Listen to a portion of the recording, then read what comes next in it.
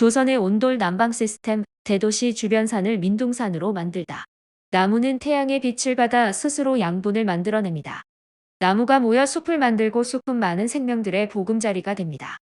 숲은 이산화탄소를 흡수하고 산소를 만들어 지구의 허파와 같은 역할을 합니다.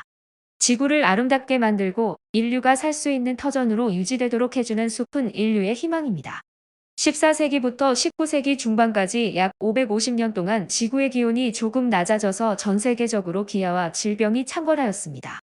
대한민국의 선조들은 아주 오랜 옛날부터 세계적으로 자랑할 만한 난방 시스템인 온도를 개발하여 사용하였는데, 이렇게 기온이 낮아지면서 이 난방 시스템의 땔감으로 사용하는 초목의 양이 늘어나고 인구가 늘어나면서 살림은 점점 더 많이 훼손되었습니다. 또한 조선시대는 정신적으로나 정치, 경제, 사회, 문화 등 전 분야에서 대대적인 퇴보를 경험한 시기였으며, 조선 정부에서는 왕실에서 사용하는 나무를 베는 것에 대해서는 가혹한 처벌을 하였지만 국민들을 위한 산림독화 사업은 시행하지 못하였습니다. 이러한 이유들로 인해 대도시 주변에는 민둥산이 늘어갔습니다. 독일의 여행가이자 지리학자 그리고 기자였던 지그프리트 겐테는 중국을 방문한 후에 1901년에 대한제국을 방문하였고, 독일의 현대적 측량 기법으로 한라산의 높이를 최초로 측량하기도 하였습니다. 그가 퀼른 신문에 연재한 조선 기행문을 모아서 엮은 책인 독일인 겐테가 본 신선한 나라 조선 1901에는 다음과 같은 내용이 나옵니다.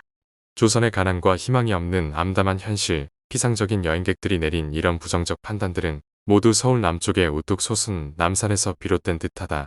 남산 꼭대기에서 내려다보면 서울과 그 주변은 헐벗은 산림으로 암담하고 황폐한 모습이다. 오래된 화강암에서 예리하게 갈라져 나온 나무 하나 없는 산봉우리들은 비바람에 마모되어 그 아래 평지에 평화롭게 뻗어있는 서울을 위협하듯 사납게 내려다보고 있다.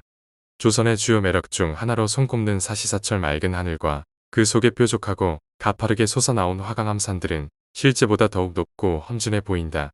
바다나 푸른 평지 등 온화한 풍경이 보이지 않는 거대하고 황폐한 모습을 보면 어딘지 모르게 절망적이고 우울해진다.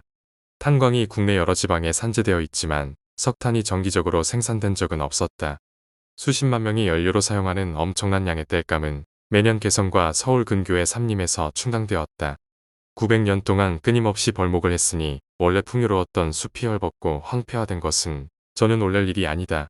오늘날까지 강원도와 함경도에 뻗어있는 넓은 산악지대에 울창한 삼림을 보면서 예전에 화려하고 웅장했던 숲을 미루어 짐작만 할 따름이다. 조선인들은 추위가 혹독하고 긴 겨울뿐 아니라 여름에도 난방을 하기 때문에 상당히 많은 땔감이 필요하다. 아직도 북동 지방의 가장 큰 산림지대인 함경도의 소중한 재산이 얼마나 무분별하고 부당하게 낭비되고 있는지 관찰할 수 있었다. 조선 사람들은 경솔하게도 땔감으로 쓸 나무를 한두 그루씩 마구 잘라낸다. 이 장작을 방 아래 기술적으로 설비한 난방시설인 불아궁이가 탐욕스럽게 집어 삼키고 있다. 겨울에 아늑하고 따뜻한 온도를 사용하고 있는 조선인은 난방 기술에 매우 자부심을 느끼고 있는 것으로 보인다. 그래서 그런지 여름에도 난방을 한다.